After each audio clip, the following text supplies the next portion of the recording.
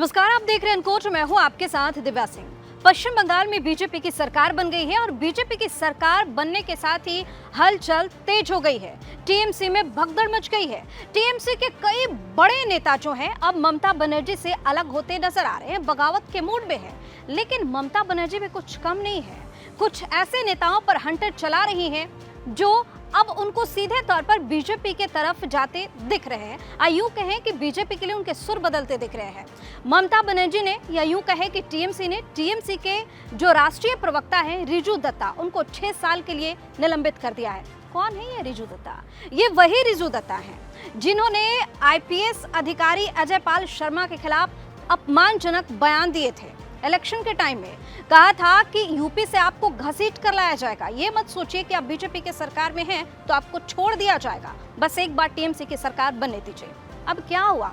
रिजू दत्ता के तो सुर बिल्कुल अलग हो गए हैं, पूरी की पूरी तरीके से बदल गए हैं। सामने आकर गिड़गिड़ा रहे हैं, माफी मांग रहे हैं, कह रहे हैं कि हमने पार्टी लाइन को ध्यान में रखते हुए इस तरीके का स्टेटमेंट दिया, लेकिन अगर मेरे किसी शब्द से उनको बुरा लगा, जिस तरीके की मैंने बातें कही उससे बुरा लगा, तो उसके लिए बिना शर्त मैं माफ़ी मांग रहा हूँ। भाई, अब इस चीज़ को ख़त्म करो। मैं बहुत परेशान हो चुका हूँ, मुझे बहुत ज़्यादा नफरत झेलना पड़ रहा है। क्या कुछ कहा है रिजू दत्ता ने? सबसे पहले आप उनका ये बयान सुनिए। मैं रिजू दत्ता, मैं तृणमूल कांग्रेस का राष्ट्रीय प्रवक्ता था और पिछले दिन मेरे को मेरी पार्टी ने 6 साल के लिए सस्पेंड कर दिया है।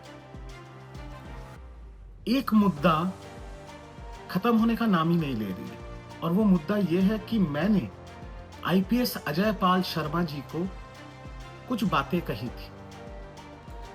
पर मैं सीधी एक चीज कहना चाहता हूं इस वीडियो में कि जो बातें मैंने कही थी वो तृणमूल कांग्रेस की पार्टी लाइन थी, जो मेरे पहले सांसद श्री अभिषेक बैनर्जी और सांसद श्री राजीव कुमार जी ने भी कहा था।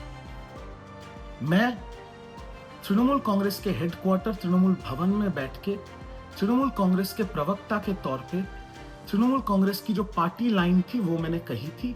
और वो जो वीडियो है जो अभी काट काट के पूरा देश में वायरल हो चुका है, वो वीडियो भी तृणमूल कांग्रेस के ऑफिशियल ट्विटर और फेसबुक हैंडल से छोड़ा गया था।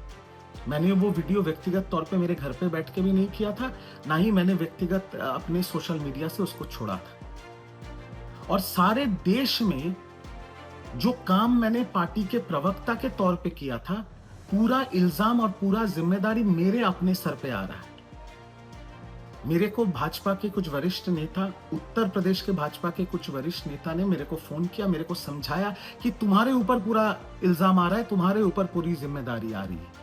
मैंने अपने लॉयर से भी बात किया और उत्तर प्रदेश के और बीजेपी के वरिष्ठ नेताओं ने जो मुझे सलाह दिया था और मेरे लॉयर ने भी मेरे को जो सलाह दिया था, उस सलाह के तौर पे मैं इस वीडियो के माध्यम से आईपीएस श्री अजय पाल शर्मा जी को ये सीधी तरह कहना चाहता हूं कि जो भी बातें मैंने कही थी वो एक पार्टी के प्रवक्ता के तौर पे पार्टी के हेडक्वार्टर में बैठ के पार्टी का लाइन पकड़ के मैंने कहा था। कोई ये व्यक्तिगत टिप्पणी नहीं थी, ना ही मेरे साथ आपका कोई व्यक्तिगत विवाद है।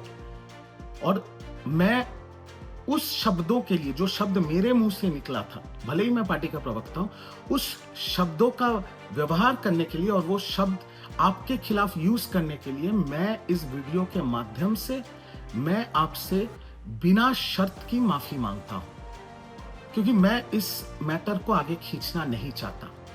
मैं आपसे बिना शर्त की माफी मांगता हूं और मैं ये विश्वास रखता हूं कि आईपीएस श्री अजय पाल शर्मा से शुरू करके पूरे देश में मेरे उस बात को लेके लोगों में जो गुस्सा है, आज के बाद शायद वो गुस्सा खत्म हो जाएगा और ये मुद्दा हमेशा के लिए खत्म हो जाएगा। मैं सिर्फ चाहता हूं कि आज मेरे को तृणमूल कांग्रेस ने निकाल दिया है, ना मैं किसी पॉलिटिकल पार्टी का अभी हिस्सा हूं, मैं एक आम आदमी हूं।